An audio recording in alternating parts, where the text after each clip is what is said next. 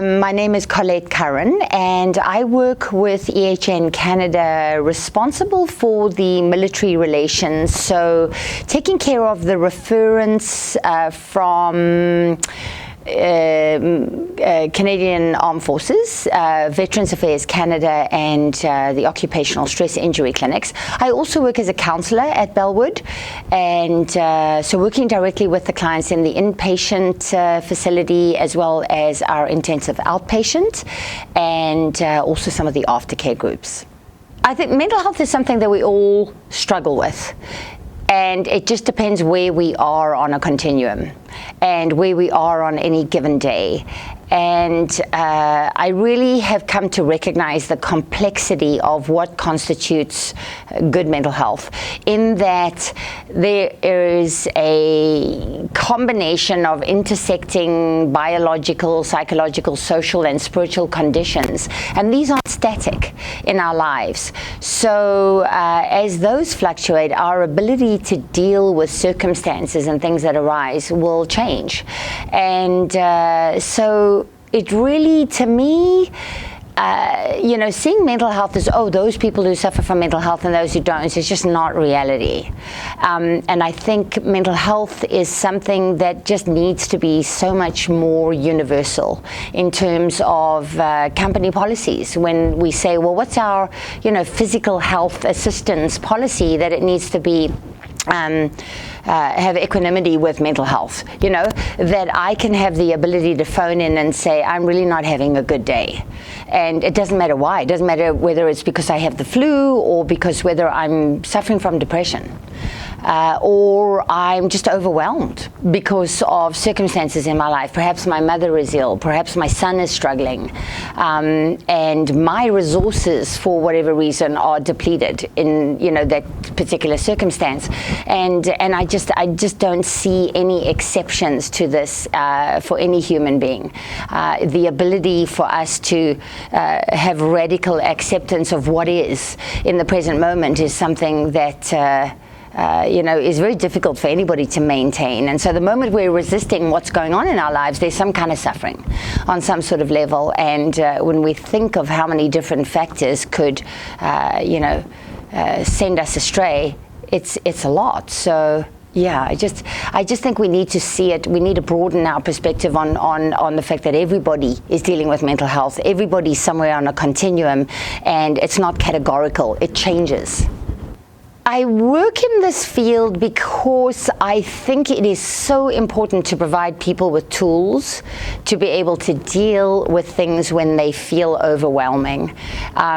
Specifically at EHN Canada, we're dealing with people that might just have mental health conditions, mood and anxiety, or PTSD, or it may be concurrent with an addiction.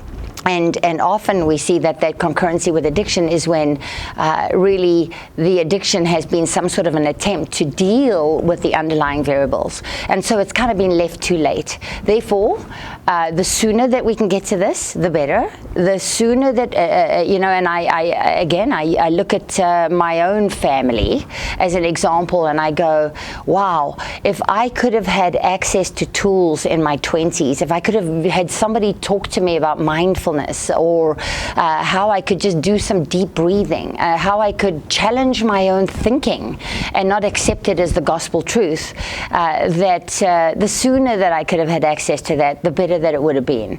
And when I look at people who come into this industry, it's really trying to help them to develop the skills, the knowledge, and the confidence to deal with those things. And I believe I have a Zen philosophy when it comes to who we are, that true self is fine, it's doing okay, it arrived perfect, and recovery is the journey of remembering that, recovering that, going back to being able to live from that place. So people who can't or are battling are people that have often had overwhelming circumstances that when you look at them were not their fault. Factors that really they had no control over. And so, some compassion would be helpful.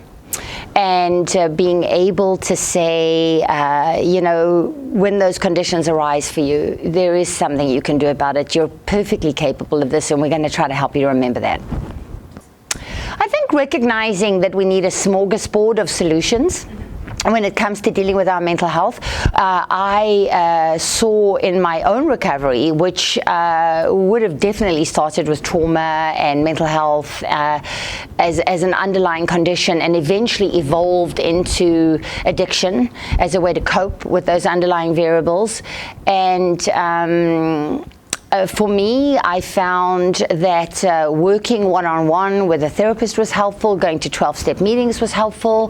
The whole spiritual evolution that happened in my life, or recovery to who I really am, has been the most incredible journey. In fact, my battles with mental health and addiction are the greatest gifts in my life, because they brought me on a journey of self-discovery, and they brought me to eventually working in the field myself. And when I needed to enhance my education around that, and not just rely on my own journey and go, what are all the different tools that a person can use, I was very impressed studying at McMaster's, getting my own accreditation, to recognize that even since I had studied those things in my own university schooling, when I looked at conditioning, and I looked at Jung and Freud. Love Jung. Jung's influence on the 12 steps is profound.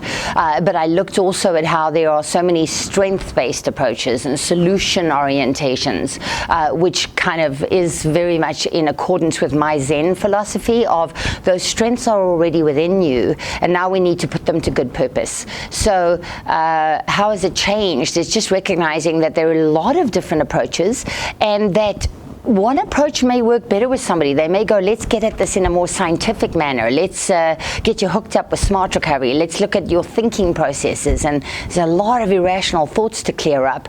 And so let's have a bit more of a CBT focus. And for somebody else, it might be really a lot of emphasis on spirituality, or strength-based, or the dialectical behavior therapy. We need to regulate emotionally, and use some of those skills and so on. And ideally, you want to feel confident to be able to draw on any one of those, and that also can change over time. You don't just use one approach, consistently with somebody. That might need to shift and change as well.